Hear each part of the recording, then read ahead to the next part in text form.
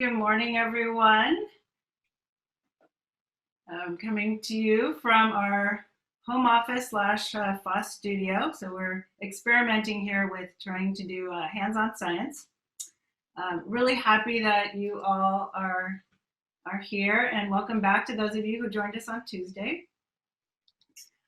So I just wanted to start with, again, those stages. So what we're talking about, how we approach ELD in FOSS is to first make sure that all our students have access to the science learning. And then the second kind of stage or layer, so to speak, would be to make sure that we're looking for those opportunities for students to develop language along with their science learning. And so if you were joining us on Tuesday, we spent a lot of time talking about that and exploring different strategies. And today the focus is really going to be on designated ELD. What does it look like when you use science as that context for addressing the California ELD standards? And as Joanna mentioned earlier, even if you're not in California, these standards are very similar to the WIDA standards or to state standards that each individual states have developed. So that will be our focus for today. And John, if you could just go to the next slide. And I want to review. So we were, let's see. Okay. So sound and light was the example that we were using on Tuesday to look at integrated ELD. And when we're looking at designated ELD, you want to make sure that, or the way we're approaching is looking at science as that context.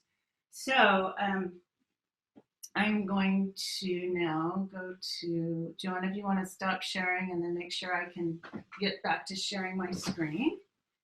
All right. So when we're talking about designated or integrated ELD, so as an example, we were doing sound and we wanted to we introduced vocabulary in context, right? So we're using language strategies to help support the science learning. So we talked about that vibration, is it back and forth motion, and that objects, right? We looked at some of a cup with a rubber band. We also explored some of our own instruments at home to kind of make that learning very authentic. So what I thought we would do just really quickly is provide another context for students to engage in conversation, because that's a strategy I want to model in just a second, what that might look like, especially in distance learning, because I know we're all now trying to shift to what that's going to look like in the fall. So I just happen to have a tuning fork around, and it's actually one of the center activities that goes with the sound and light module. So if we were thinking about this idea that objects that vibrate make a sound, so we can explore that a little further with a tuning fork, and I'm hoping you'll be able to hear this. So I'm going to wrap it and see if you can hear it. And I apologize if the wrapping is going to be really loud, but try to hear what comes after that. Let me try that again. That wasn't very loud.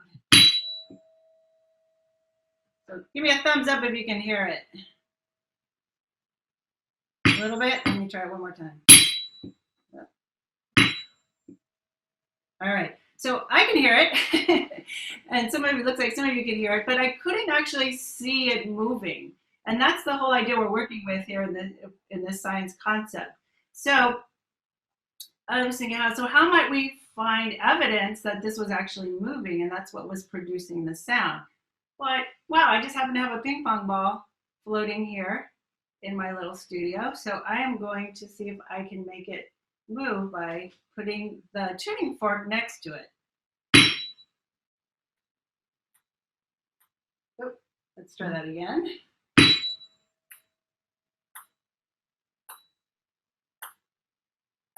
Okay, this is the part when everyone goes, wow. So there's some evidence that that vibration of the tines here is making that ping pong ball move. You can also use a piece of paper. Let me try that again.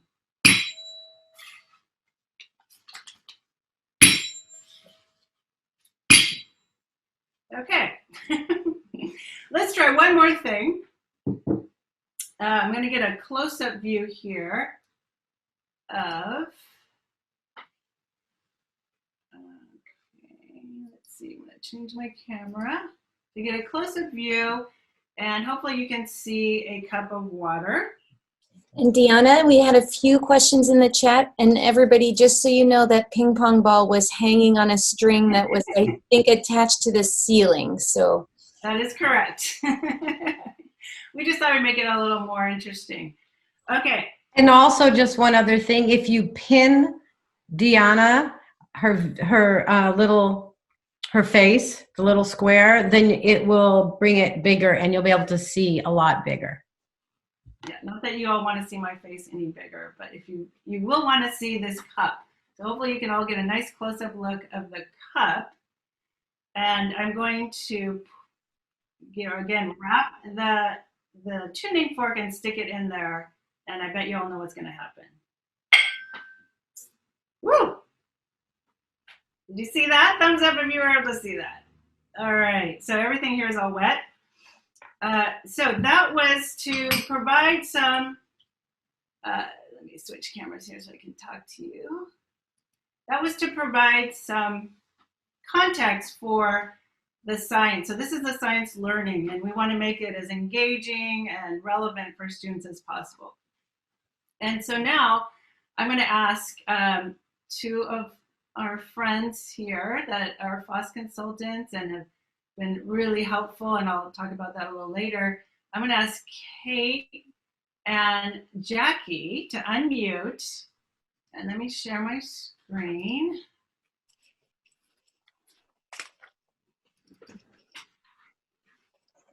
Okay. All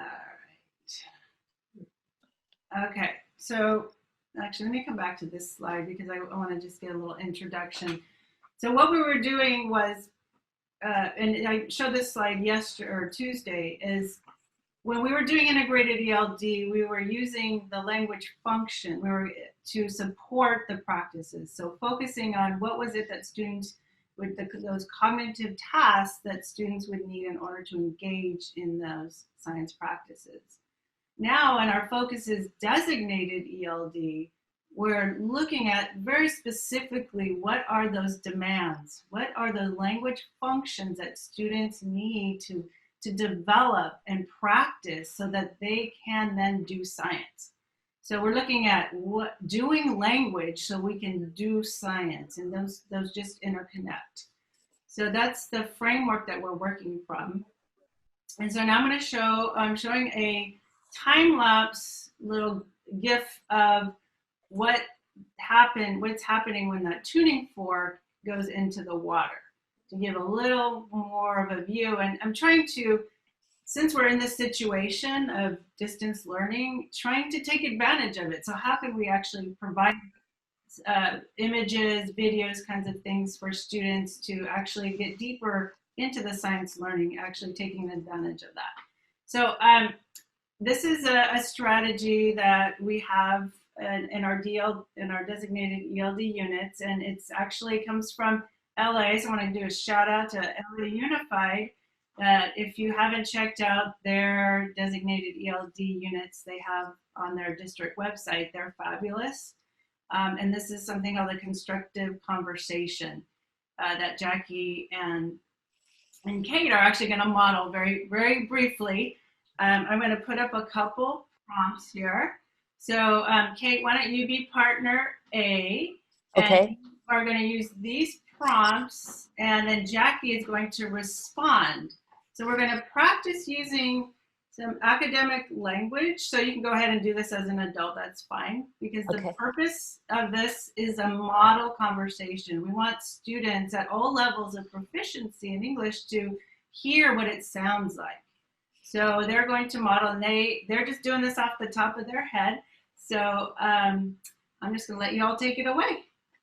Okay. Hi, Jackie. Hi, Kate. Hi. What do you observe? Well, I observe some rings of water, some circles, and some splashes of water. And I think I see the tuning fork moving a little bit. What do you observe?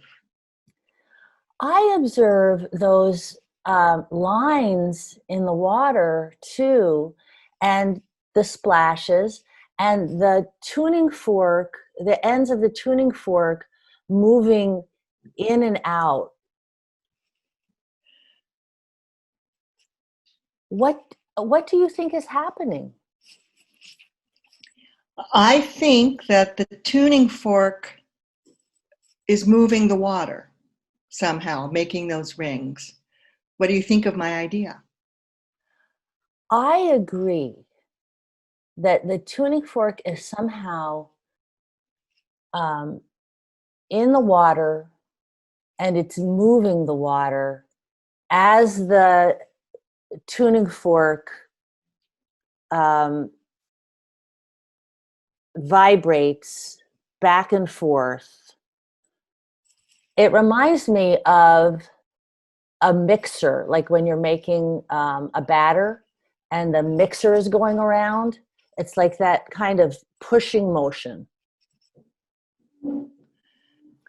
Your ideas about a mixer, I've seen that too. What I wonder about is why the circles are larger towards the outside. But I agree that I think it's the tuning forks making that happen. All right. Can we all give a round of applause? Thank you very much.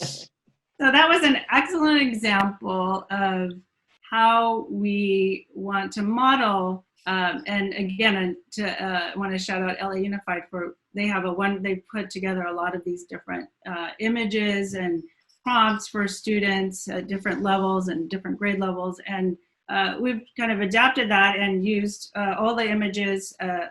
We've used that are science images that go with the FOSS investigations. All right, so I want to go to our next slide.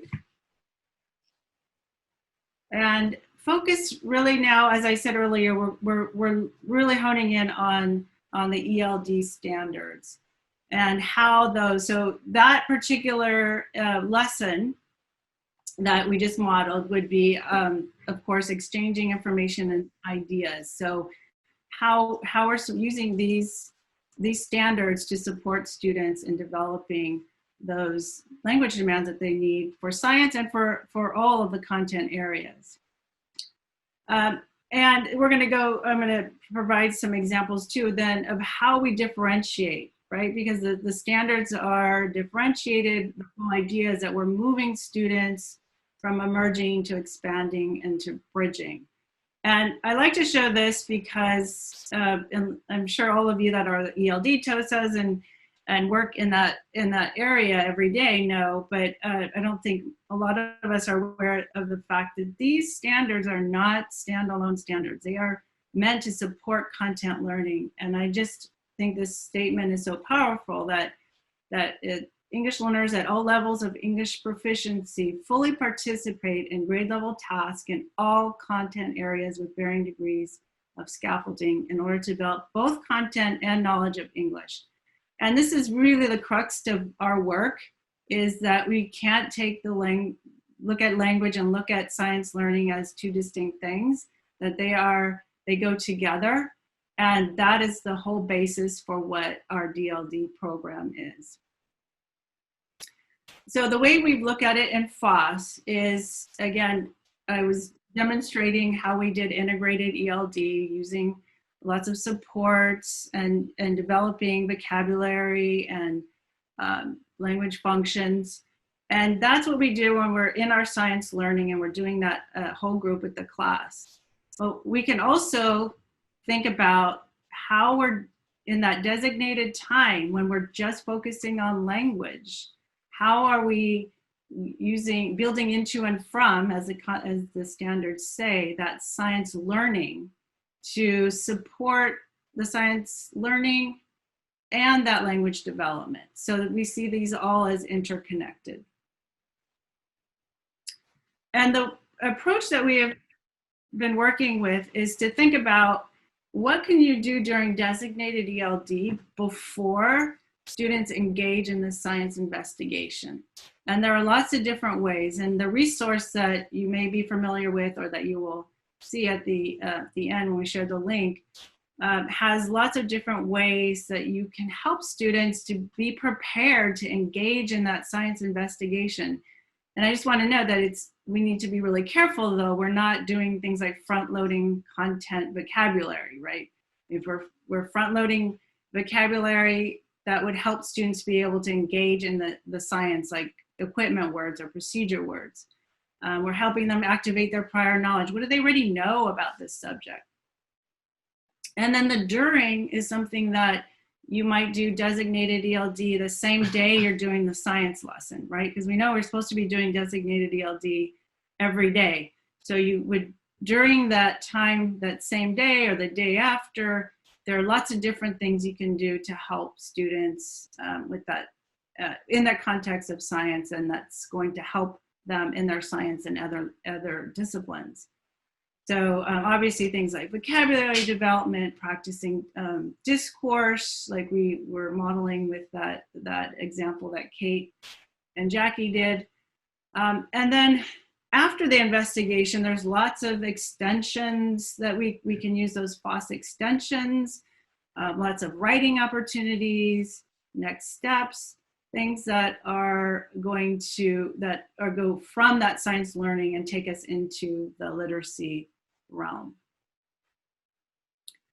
All right, so I want to show you some examples of what that looks like. And I mentioned the idea of helping activities that help students to know what the equipment is, because again, even we are hands-on curriculum, kids are going to be getting their hands on, we're working on what that's going to look like, but we still want kids to manipulate things, to see what happens when they push and pull on different objects. So I'm going to share a little video, and this is actually available on FOSS Web.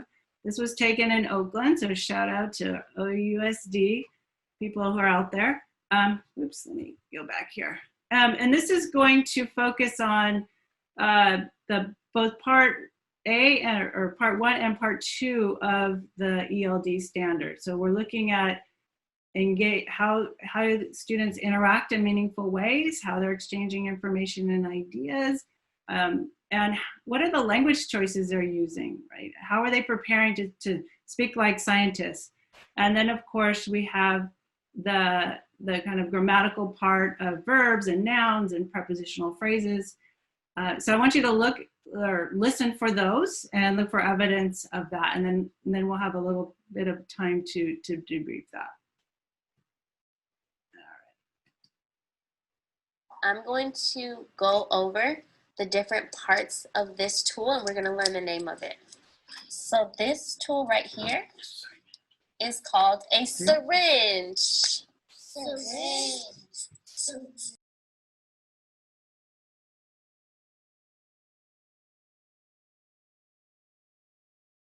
Yes. Where have you seen something that looks like this? Maybe in the doctor's office, or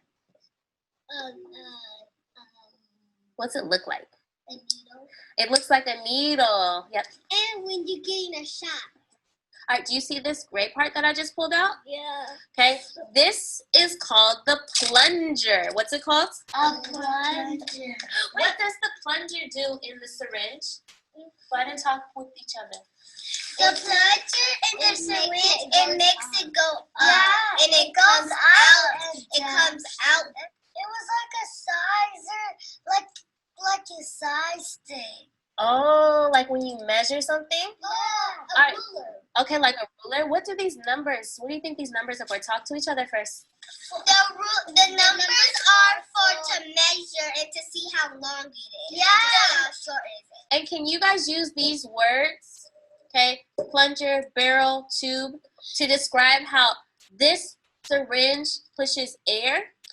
How does this syringe push air? Talk about the parts. Push the plunger. Push the plunger. Okay, and what does when you push the plunger, what happens? Like all the air runs out of the syringe.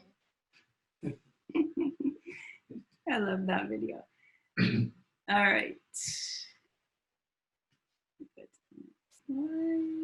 I'm going to. All right. So I know there's so much we could unpack in that, just that little clip. But again, I want to bring up I want us to focus on this, on the ELD standards. And I'm going to just ask you in the chat to answer this question. So how does the science context that Lauren here is providing, how does that support the learning of the ELD standards? Because that's our focus, right? I'm going to give you about a minute just to chat away. And then Erica or Natalie, if you wouldn't mind just reading a few of those as they come in. So nothing's coming up in the chat. Oh, here they come. Oh, here they come. Students are so engaged knowing they are going to explore. Being able to manipulate the tools gives them access to language. Activating prior knowledge builds language by having students discuss and then repeat.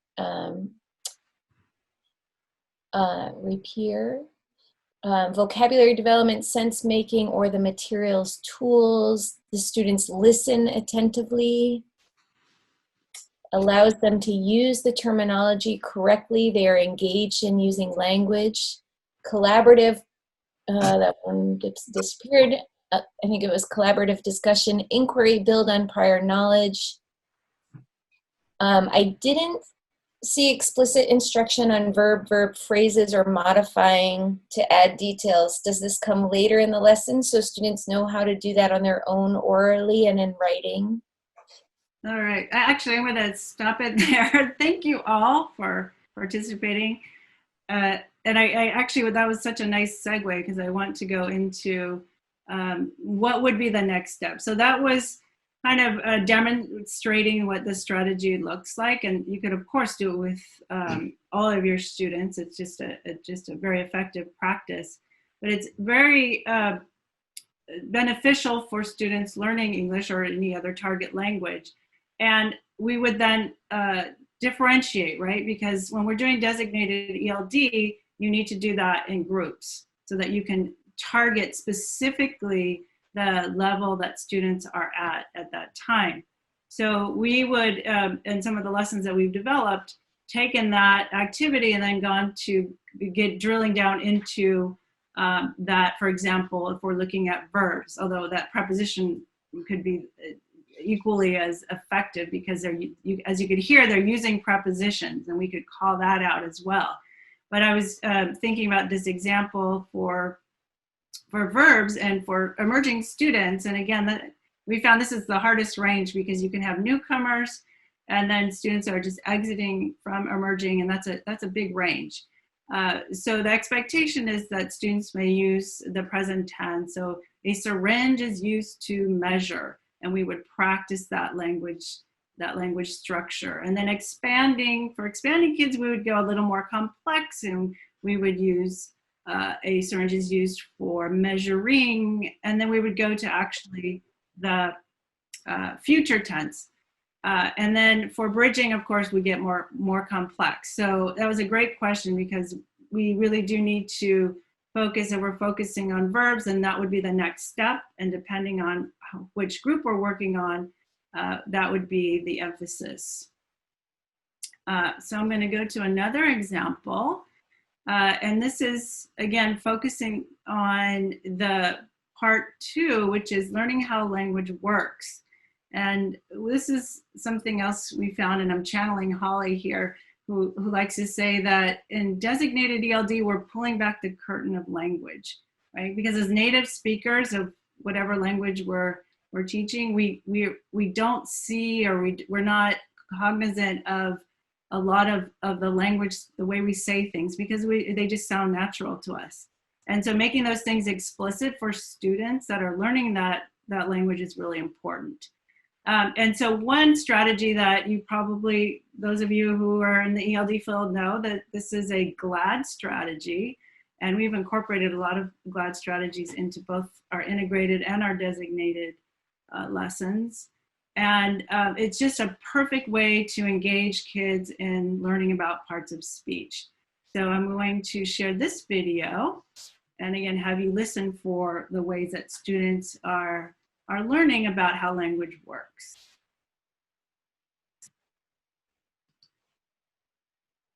Like a Flying. Well, like another ing word we have here. So let's have flying clouds. Okay. So now we're going to move on to our verbs here. Remember, our verbs are our action words. So what do clouds do? What do clouds do? they move.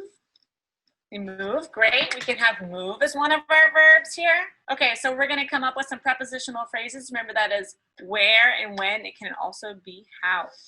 In the sky. In the sky. Oh, it's a wonderful one. In the sky. Period at the end. Can I have come up and you're going to pick an adjective for us? Puffy, you want to help with that? Okay, we have puffy. And then what verb do you want? Move, release water, rain, storm, make rainbows, and disappear. Which one? Rain. And then prepositional phrase. In the sky, in the east, outside the school, in the west, way up high, and down low. Outside the school. Oh, I love it. Thank you. Go back to your seat. You guys ready to sing? Show me your A. Okay. Adjective, adjective, noun. Adjective, adjective, noun. Adjective, adjective, noun. Verb, prepositional phrase. And then we're going to do it with puffy clouds, rain outside the school. Puffy, puffy clouds. Puffy, puffy clouds. Puffy, puffy clouds, rain outside the school. I love watching these videos. Like a Flying. But we don't want to watch it again. Okay. So I'm going to move us along. There's so many different activities we could talk about, but I just want to highlight a few. And again, all of these are documented in a resource that you'll be able to have access to if you don't already have the access to it.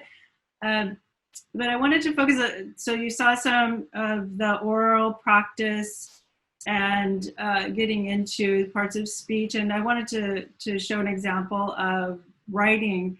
And one of the standards that, and again, these go throughout K through 12, is condensing ideas. So helping students to make their sentences more detailed, more precise, and what better way than to do that in science when that's the whole idea? And we're always trying to get more precise about our language, so that we can communicate what we're thinking and these ideas we're working on. So here's an example of this is from the 5th grade. You saw some primary. This is a 5th grade example that we use in Earth and Sun. So just having students think through, and as a teacher, we record their ideas. So these can come from their notebooks or their observations, and then we together work on how do we make those sentences more academic, more precise by condensing those clauses. And then what's interesting is, if you look at bridging at this level, we're actually looking at nominalization. So taking verbs and making nouns out of them. And we have this through, if you look at any science text, it's full of nominalizations. And so this is a great opportunity to just unpack that. Again, this is another example of how we're pulling back that curtain to really be explicit about language and how we use it in science. And then, of course, this is also true for social studies and other content areas. So one last example here, strands of literacy. So for reading, this is an example from our 4th grade energy module. I hear all the time that, especially at the upper grade, that the science book is difficult for students. And I always say, yes, it's a complex text, and that's what the Common Core requires that students be able to do. But it provides a great opportunity to work on those strategies for helping students to read closely.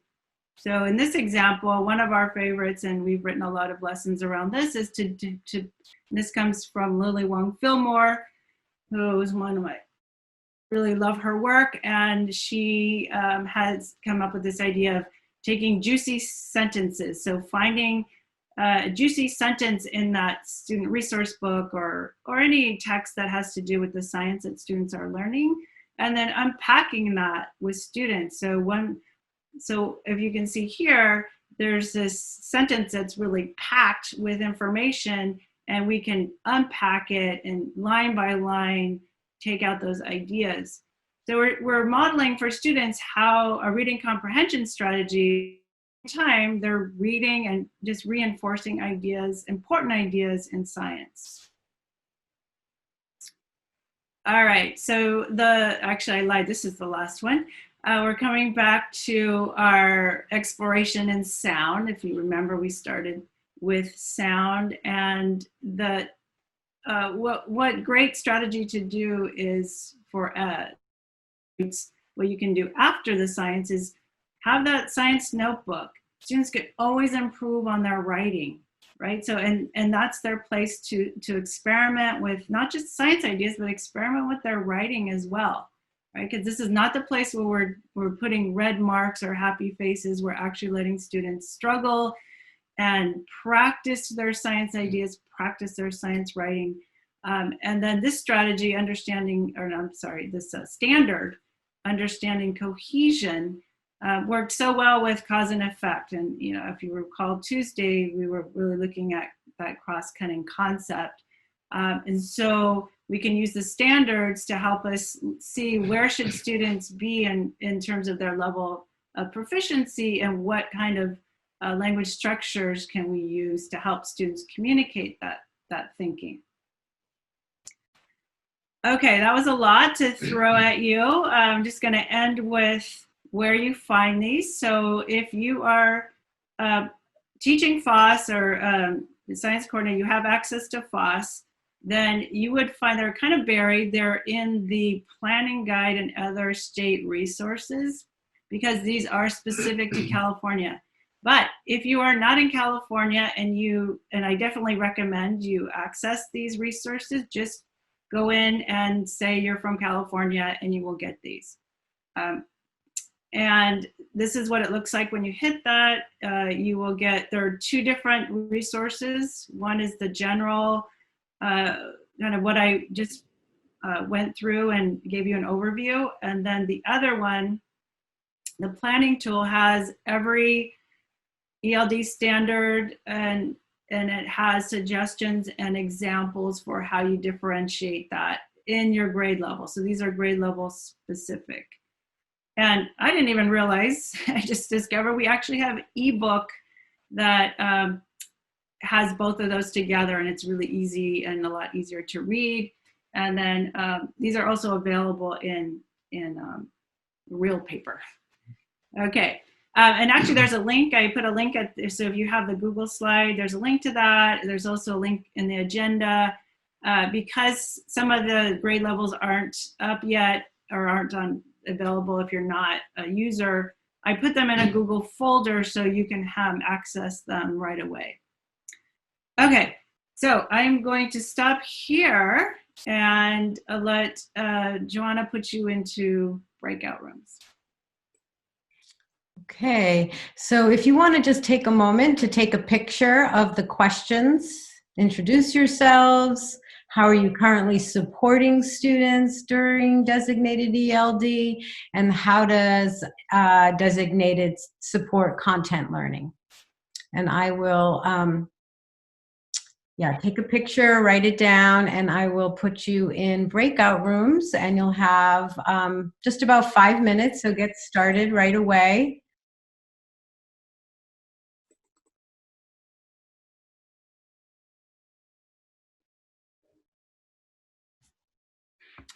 Okay, looks like almost everybody's back. Sorry if you got yanked out. That's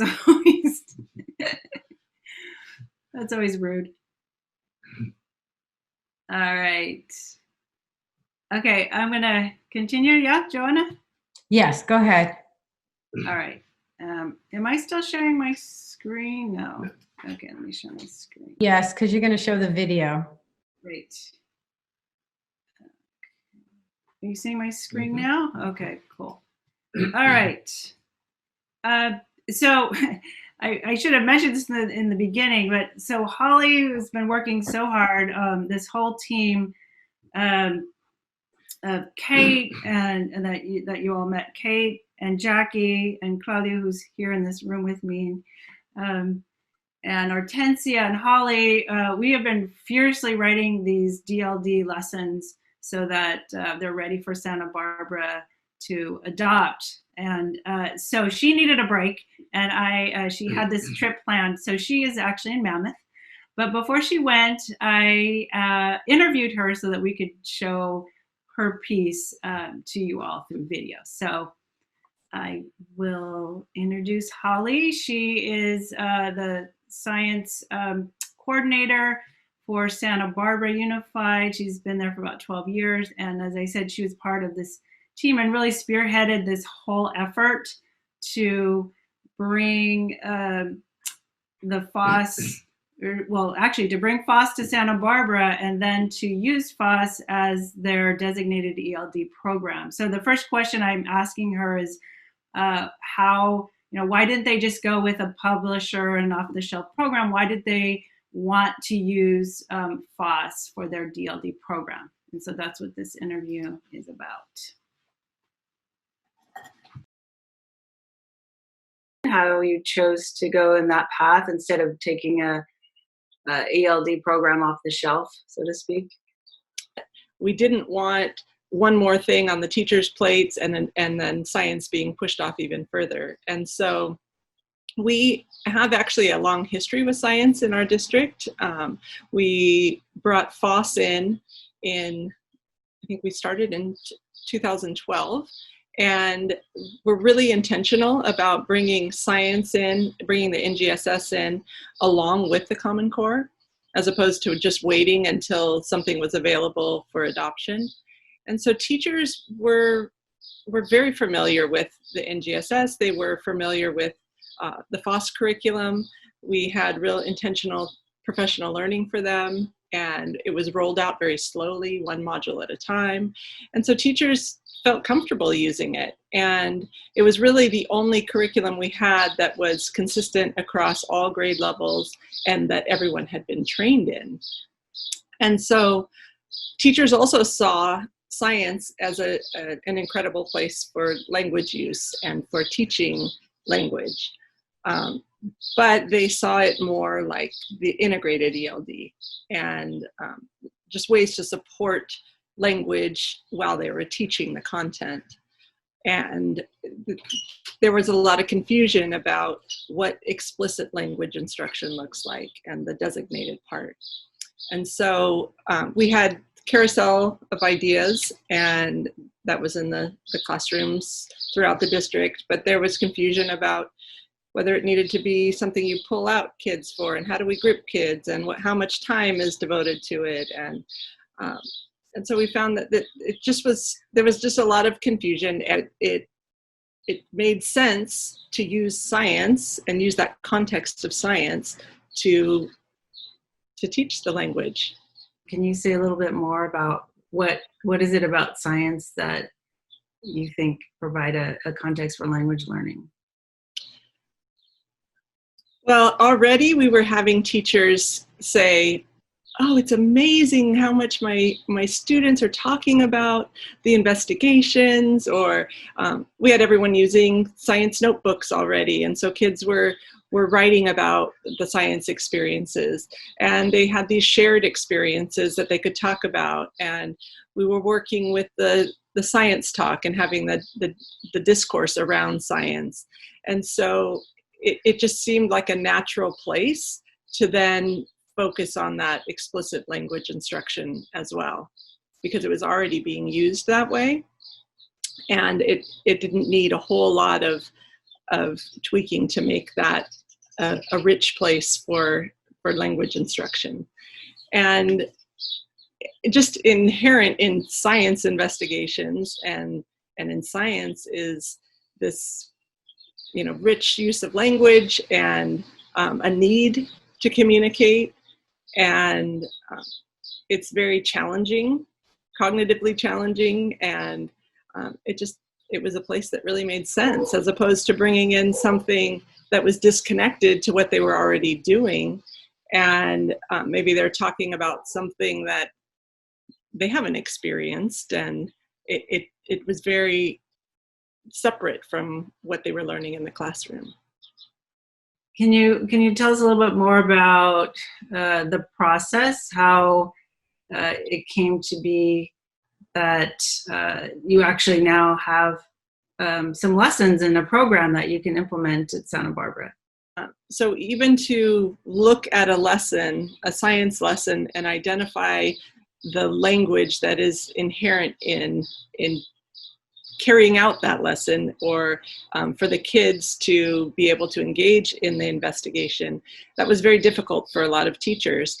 And they felt very comfortable with implementing GLAD strategies and having the word walls and pictorials and things like that to support language.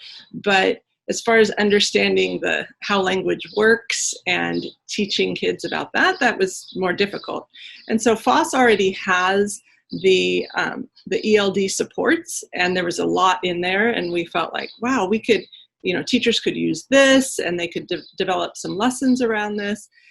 And we found that even with that, they needed a lot more. And so it turned into, let's get a team together and look at this and see where are those language demands within the lessons, and how could we build out lessons around this. And then teaming with FOSS in this has been incredible. And with so many tools already in place, we were able to then develop specific lessons around each module, and then try those out in classrooms and work with teachers.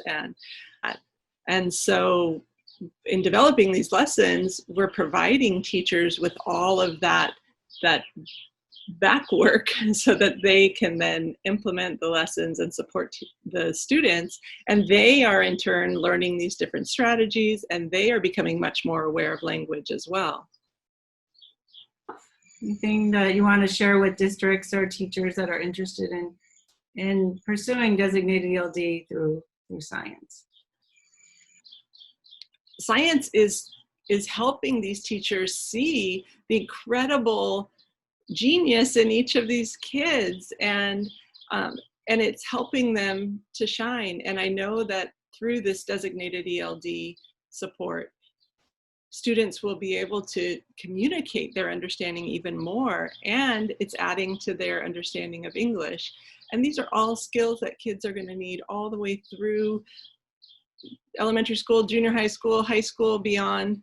And we're adding to these tools of language that are going to really help them be successful and reach their full potential in any setting, not only in science.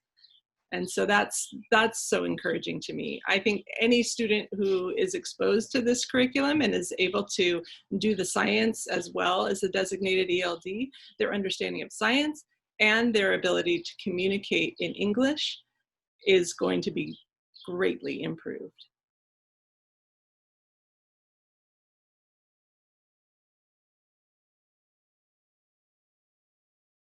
So we were going to go to breakout rooms, but we're running a little behind, and we actually do have Hortensia here from Santa Barbara. So I think what we'll do is we'll skip the breakout rooms, but please, you can actually go ahead and go to that Google Doc if you want to put questions there. And you can also go put your questions in the chat. But I would like to move along here so that we can give some time to Hortensia, who can also answer your questions. So I'm going to, before I introduce Hortensia, just to give you an idea of what these lessons look like, little preview. And this is a scope and sequence from Sound and Light. This was actually written by Jackie Hurst, so thank you, Jackie. But you can see where we take the FOSS investigations, and then these are 3 DELD lessons that can be taught during that week that students are learning science. So again, these are not standalone lessons. These go with the FOSS investigation. So there's a scope and sequence for each module. Just a little idea of what it looks like for now, as these are works in progress that haven't been published yet.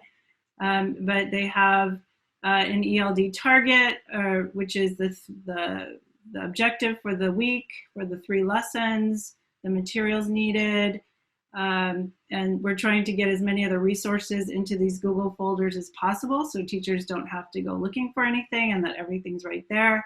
And then of course we make sure we have 3, it's the same lesson, but it's differentiated for the 3 levels. So all students are addressing the same standards, getting that same exposure, but at the level that's appropriate for where they are in their English language development. So that's just a little preview of what they look like. And here I'm going to hand it over to Hortensia from Santa Barbara in vivo, and she will explain a little bit more about what the process was and how it's going in Santa Barbara. So I'm going to hand it over to you, Hortensia. Hi, everyone. I'm not a FOSS consultant. I was a teacher for 20 years and now I've moved into different positions. And last I was the ELD TOSA, but I'm also a former South Coast Science Project teacher leader. So I feel pretty strong about science instruction. I was originally a bilingual teacher, and I noticed that when every time I would teach science, I taught 6th grade, so I had students who had been in the program since they were in kinder. I had English only students, and then I had, but mostly bilingual, and I had newcomers all in the same classroom. And the one place where everybody was at the same place was when we were exploring science. So this, to me, was the best on-ramp avenue for bringing students together at a place where socioeconomics didn't matter, because they were all experiencing things at the same time in the same place. And I could, and everybody was new. And I know that somebody mentioned this during our discussion. Everybody was new to this type of tier 3 language. So I was able to leverage so many of the it's escaping me. I think I'm getting nervous. Sorry. And of the words that were based in the Latin roots, to then help my Spanish speakers to understand what it was we were talking about. And again, many of the words were just new to everyone. I all my career, I've been looking for a program that would leverage what we were doing in the classroom and really be authentic. When I had these programs that were kind of off the shelf, they didn't always go along with what we were teaching in the classroom. So oftentimes the communication that I was teaching during the designated ELD wasn't then being used right away in the classroom. I mean, I hope that makes sense. But if I was teaching cause and effect, it wasn't necessarily used in my English language arts lesson right away. So then it would kind of disappear. And we know with students, in order for them to feel success and to build confidence, they need to be able to use the tools that we're giving them. And so I just finished my 3rd year in that position as the ELD TOSA. And when we were looking at programs, we were really looking, and we dug hard to find a program that was doing what we were doing without requiring teachers to do too much thinking, because they have so much on their plates already. They have so many things that we do reader-writer workshops, so there's so much reading within reader-writer workshop. And so to ask them to add more layers onto what they were doing was very difficult. So I reached out to a friend of mine from Oakland, Michael Ray. Some of you may know him. And he shared with me some documents that they were developing, and I brought them to my boss, and she was like, wow, this is wonderful. And so then from there, we started to think about, how can we do something similar in our school district and really build on some of those strategies that we also agreed with. So he showed me things that had to do with weirs, and Pauline Gibbons, and some of those really strong strategies that we know are working with students. and that we've used for probably many years. And then we started building some of these lessons. So originally we built them in a different subject area, but science is really the space that we could leverage it the best. And so we've been working on ways for students to communicate their knowledge and understanding in English, and to leverage their home language to build off of that. And this is what we're doing with these lessons. So our vision for the future is to revise these lessons to make them even better, but we did pilot them out at an Adams School, which is a school in Santa Barbara. And the strategies that we are embedding in this designated ELD program, once teachers get comfortable using them with science, they can use them in other content areas. But science is such a great vehicle because kids are super engaged already. So then to say, okay, so let's help you to figure out how you can communicate what you know. Sometimes teachers don't think students understand because they're not speaking. And so these strategies are ways of getting kids not only to talk, but then to give them the tools to be able to communicate themselves clearly. I see some chat comments coming up, Diana, but I haven't opened any of them. So if there's anything that I need to attend to during the chat, that would be great. So those are the big things that I wanted to mention.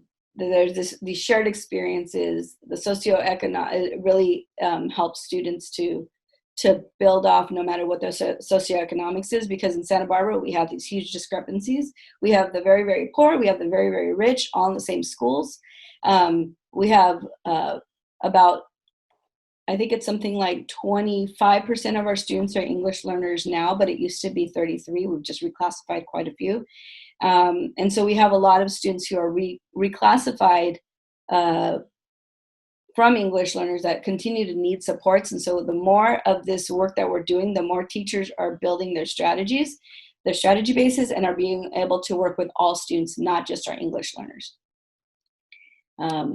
So this is just a picture of my son here, and Dinosaur Ridge, and how we might be able to use propositions to help explain how fossils are in the rock, not on the rock, that sort of kind of thing. Should I go to the next slide? Yeah, let's go ahead and go to the next slide. And so some of the successes that we faced during this time is that teachers are saying that our English learners are extremely interested. In fact, their English only students are turning and saying, why can't I be doing designated ELD? And so that's the challenge, right? Because you still, by law and civil rights code, you are required to give designated ELD students, we call them emergent multilingual students, not English learners or limited English proficient students, because we really want to look at language as an asset, not a deficit. So multiple languages, it's just going to exponentially grow their brains. We are seeing this huge shift from students sitting there quietly to students engaging and listening and speaking about what they're learning. As opposed to the child who is well behaved and just sits there quietly. The well behaved child is engaged, and we're seeing a lot of teacher buy-in because they're seeing students progress. Whereas before it was like, how am I supposed to fit in designated ELD? Now they're looking for, this is what I need to do. So those teachers who have experienced it, who are part of the pilot, have said lots and lots of positive things about the designated ELD and how it is so different from what we used to use. And before that, even teachers were having to create their own materials, and it's just not fair. It's not fair to teachers to ask them to do that. So some of the challenges have been, this is heavy work. It's a heavy lift, and we have to find time to train teachers in each and every one of these strategies.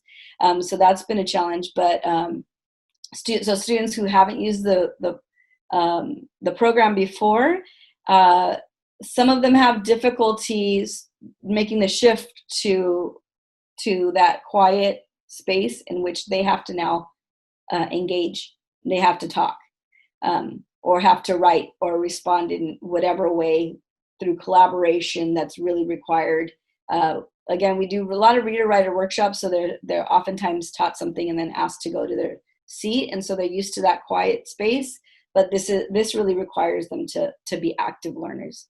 Another challenge is a good challenge that all my students need this. And so again, those strategies that the teachers are learning, whether it's deconstructing text or reconstructing text or what have you, then they're able to then use some of those and build lessons around it for all students. And some of the lessons aren't perfect. I've done some of them, and they required a little bit more scaffolding. Students weren't quite ready for them. So, this is still a process in which we're refining what we're doing based on data. And now we're looking at how do we do this in distance learning, right? So what are the essential parts of the lesson so that students are able to do this synchronously and asynchronously, mostly synchronously, but what parts can be done before, kind of like the flipped classroom model, in order for teachers to get their bang out of their buck when they're Zooming with their students. So those are challenges. I mean, and I think that is a challenge that everybody's facing. So I do have a video clip, Diana, of a second grade group. This is a cause and effect lesson from FOSS, and this is done virtually. And so the very first part, it was a lot of me modeling and then me getting them to respond with me, prompting them. And then this is kind of the result at the end of it was about 25 minutes long of the designated ELD Zoom. So if you could play that. All right, here we go. I had the opportunity to work with some second graders, and we worked on one of the lessons that their teacher hadn't gotten to. Now, this was done outside of class during a book club that is run by a group of friends, and the parents gave me permission to do it. So some of the students here are not English learners, and some of them are, just to kind of give you an idea. But the English learners that are present are at the... Oh. Sounds like it stopped. So they're at the higher levels, higher proficiencies. Did the sound turn off, Diana? Had them repeat some of what I said, and what you're going to hear are just small clips of what came out of the end of the lesson. So they were given lots of examples, they were given opportunities to practice, and then by the end, this is what you would have heard. Me and Walker made up his own, and then I thought one in my head, we were sharing each other's sentences. So you can see here that the child is trying to use some of the words like photosynthesize, and he's just not quite sure how to place them in order to make sense of what he's trying to convey. And he's struggling, and you can hear that as well as he explains his sentence. So this is something that we can correct, model, and have him repeat back. Oh, because plants need water. Photosynthesis. If I water my plant, the plants will grow because water. It helps them grow. Okay, all right. Your words are kick, soccer ball, and move. So if you kick the soccer ball, then you move. Then what happened? You can move it down the field because then you can score. Yes. A goal. If you want to kick a soccer ball, you have to move around the field. Oh, so if you want to kick a soccer ball, then you have to move on the field because they might get you. Somebody else will get the ball. So we were thinking if you kick a soccer ball, it will move because So that's an English learner. Brady, you do the last part. So if you kick a soccer ball, then because it will be because the soccer ball moves. Parker and B came up with it was this: if I kick the soccer ball, then I can move because then it will move. Then it will move, okay? Yeah, because then you score a goal. If you kick a softball, you have to move around the field before someone gets you. That was it, right? So instead of because, you said before, because there's going to be a consequence, right? If you don't go get that ball and move with that ball, somebody else will just take the ball, right? There's going to be some sort of consequence. Well done, you guys. All right. You know, and that was just, I did have permission from the parents to I had the record. opportunity to work with some Oops, sorry. I did have permission from the students to work with from the students and the parents to record them, but I still don't feel comfortable with it because it was just kind of a practice session I recorded. So I don't really want to release that. I mean, I know it's in this video, but you know, I would want to have them practice a little bit more before I record it. And it was our first time doing the cause and effect statements. 2 of those students are English learners and the rest of them weren't. So I know that that's not a fair analogy, but I was doing the best I could to try to bring something to you. And in any case, you can see that at the very beginning, they were very quiet, and by the very end of the time, they were just basically they were even correcting each other. I did breakout rooms with 2 students per breakout room, and then I visited each of the breakout rooms. And so that's and they were only given 2 minutes, so I quickly went through as many as I could, and then we'd come back, and they just got used to it. They had the same practice partner at the same time every time. I didn't switch them every session, and then it just gets them talking so much. And I would also put in the frame into the chat, so they couldn't see the frame because they were in their breakout rooms, but the frame was in their chat. So I hope that helps people to see how they might be able to implement some of these strategies into their own work. Yeah, thank you, Hortensia. There's lots of comments here thanking you for sharing that. And I love this comment from Candace. Makes you appreciate how highly nuanced language is. And that's what I got from looking or observing that, just how they were having that productive struggle with language, right? And it was really about the language that they were trying to see, how do you make a sentence like that? Mm-hmm. A very complex sentence. I will add that one other thing, that we then went into language arts into our book club time, and we used that for the characters.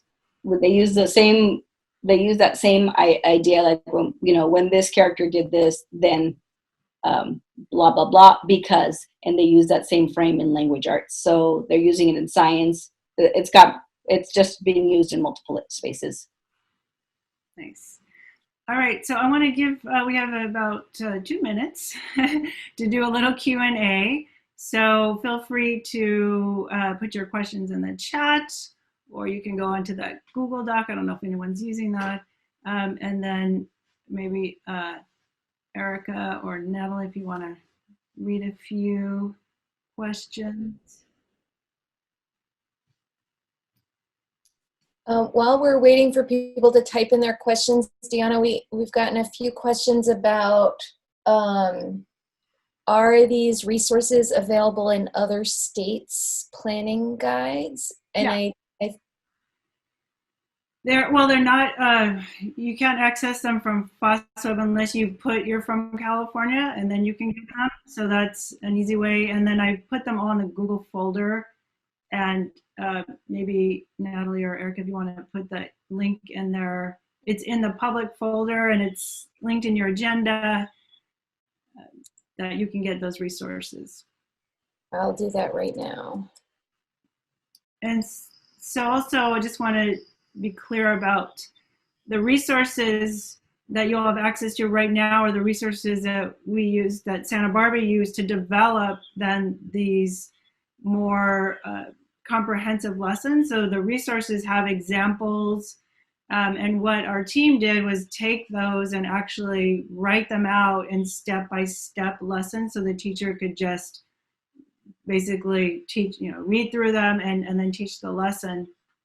And I just want to be clear about what Holly was saying, that what she was trying to communicate was that what we quickly discovered as we were developing these lessons is it's very, very complex, the language, even what you saw in this video, and that what we envisioned was that teachers would be able to have time to really dig into these and develop them. But given that that time is usually not there for teachers, that it's really a very difficult task to expect teachers to be able to do that on short notice, right? That it would take a lot of time to develop units, to work with a grade level, and that's really what we're hoping to get to.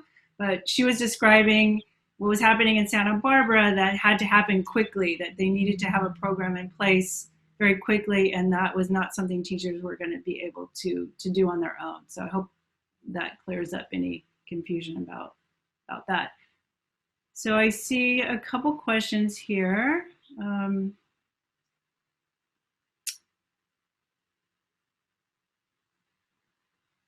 Any crossovers of other published curriculum nonfiction text? Yeah, so we definitely have added in these lessons for Santa Barbara some texts that are not in FOSS, especially the primary level. So there are some, definitely some crossovers there.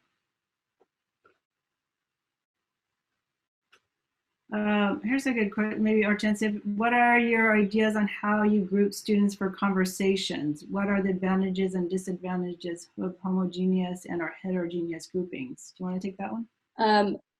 So, during designated ELD, I usually put a chatty kid with a non-chatty kid, and then I give them talking chips, and they have to use their talking chips when they talk, so that chatty kid will run out of talking chips really quickly. The other child has to use their talking chips before everybody can pick up their talking chips and talk again.